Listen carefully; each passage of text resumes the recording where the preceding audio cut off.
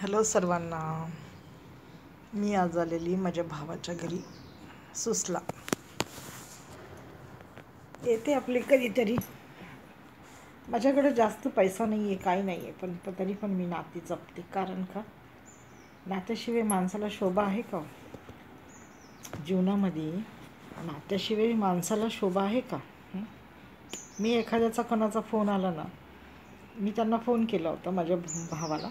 माझा भाऊ म्हटला, अरे तुझ्या बहिणीला ना खूप जुलाब होता. ते 2 दिवस झालं. आम्ही 1:30 वाजता तिला हॉस्पिटलमध्ये घेऊन गेलो होतो. तर मी कालच येणार होते, पण काल ना काही कारणास्तव मी येऊ शकले नाही. मग मी आज आले. मी म्हटलं नाही, जाऊन बघायचं. बघितल्याशिवाय ते वयस्कर आहेत, ते त्यांना जाऊन भेटून यायचं. मी जात असते. मला किती त्रास झाला ना तरी मी जात असते.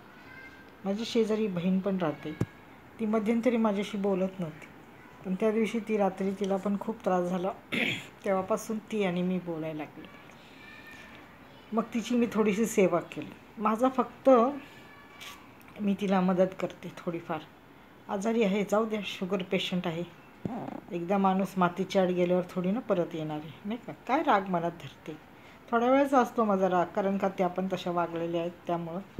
नाही तर मी काही राग धरत नाही.